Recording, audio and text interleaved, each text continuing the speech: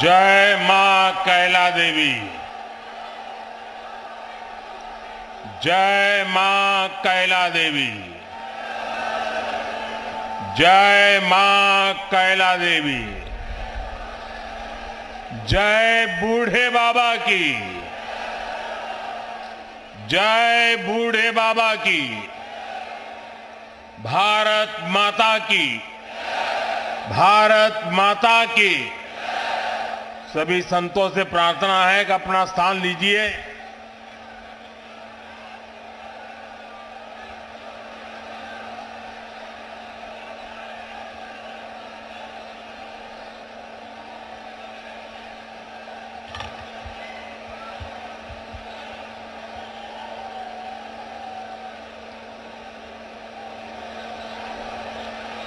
उत्तर प्रदेश के ऊर्जावान मुख्यमंत्री श्रीमान योगी आदित्यनाथ जी, पूज्य श्री अवधेशानंद गिरी जी, कल्की धाम के प्रमुख आचार्य प्रमोद कृष्णम जी, पूज्य स्वामी कैलाशानंद ब्रह्मचारी जी, पूज्य सदगुरु श्री जितेश्वर जी, विशाल संख्या में पधारे हुए भारत के भिन्न भिन्न कोने से आए हुए पूज्य संतगण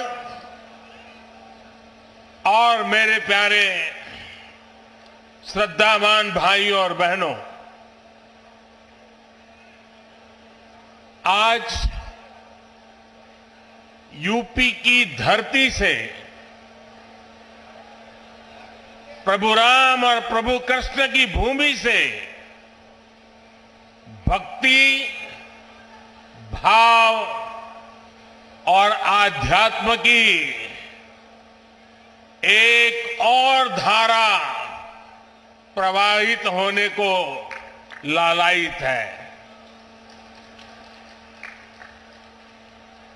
आज पूज्य संतों की साधना और जनमानस की भावना से एक और पवित्र धाम की नींव रखी जा रही है। अभी आप संतों आचार्यों की उपस्थिति में मुझे भव्य कल्की धाम के शिलान्यास का सौभाग्य मिला है। मुझे विश्वास है कि कल्की धाम भारतीय आस्था के एक और विराट केंद्र के रूप में उभर कर सामने आएगा। मैं सभी देशवासियों को और विश्व के सभी श्रद्धालुओं को शुभकामनाएं देता हूं। अभी आचार्य जी कह रहे थे कि 18 साल की प्रतीक्षा के बाद आज ये अवसर आया है। वैसे भी आचार्य जी कई ऐसे अच्छे काम हैं जो कुछ लोग मेरे लिए ही छोड़ करके चले गए हैं।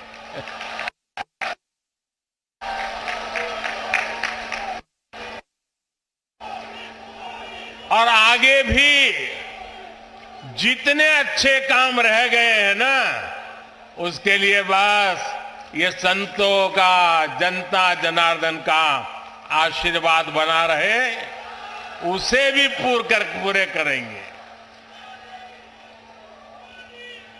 साथियों, आज छत्रपति शिवाजी महाराज की जन्म जयंती भी है। ये दिन इसलिए और पवित्र हो जाता है और ज्यादा प्रेरणादायक हो जाता है। आज हम देश में जो सांस्कृतिक पुनरोदय देख रहे हैं,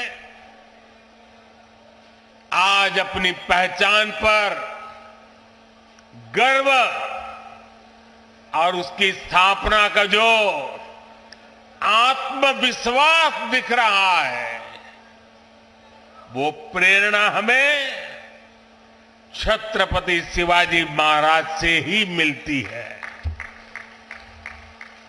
मैं इस अवसर पर छत्रपति शिवाजी महाराज के चरणों में श्रद्धापूर्वक नमन करता हूं, उन्हें श्रद्धांजलि अर्पित करता हूं। साथियों, पिछले दिनों जब प्रमोद कृष्णम जी मुझे निमंत्रण देने के लिए आए थे, जो बातें उन्होंने बताई उसके आधार पर मैं कह रहा हूं कि आज जितना आनंद उनको हो रहा है, उससे अनेक गुना आनंद उनकी पूज्य माता जी की आत्मा जहां भी होगी उनको होता होगा।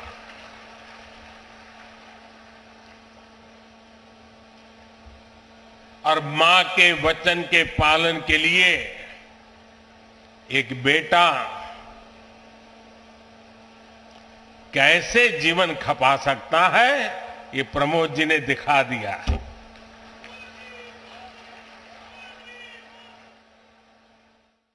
प्रमोद कृष्णम जी बता रहे थे कि कई एकड़ में फैला ये विशाल धाम कई मायनों में विशिष्ट होने वाला है। एक ऐसा मंदिर होगा, जैसा मुझे उन्होंने पूरा समझाया अभी, जिसमें 10 गर्भगृह होंगे और भगवान के सभी 10 अवतारों को विराजमान किया जाएगा। 10 अवतारों के माध्यम से हमारे शास्त्रों ने केवल मनुष्य ही नहीं बल्कि अलग अलग स्वरूपों में ईश्वरीय अवतार को प्रस्तुत किया गया है। यानी हमने हर जीवन में ईश्वर की ही चेतना के दर्शन किए हैं। हमने ईश्वर के स्वरूप को सिंह में भी देखा, वराह में भी देखा और कच्छप में भी देखा। इन सभी स्वरूपों की एक साथ स्थापना हमारी मान्यताओं की व्यापक छवि प्रस्तुत करेगी। ये ईश्वर की कृपा है कि उन्होंने इस पवित्र यज्ञ में मुझे माध्यम बनाया है, इस शिलान्यास का अवसर दिया है। और अभी जब वो स्वागत प्रवचन कर रहे थे तब उन्होंने कहा कि हर किसी के पास कुछ न कुछ देने को होता है, मेरे पास कुछ नहीं है, मैं सिर्फ भावना व्यक्त कर सकता हूं।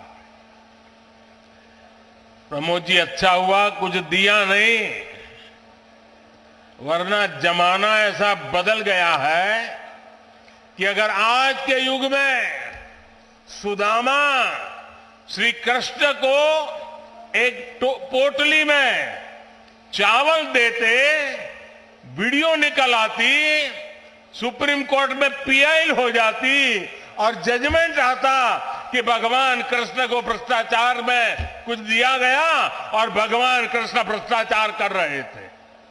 ये इस व्यक्त में हम जुगर रहे और इससे अच्छा है कि आपने भावना प्रकट की और कुछ दिया नहीं।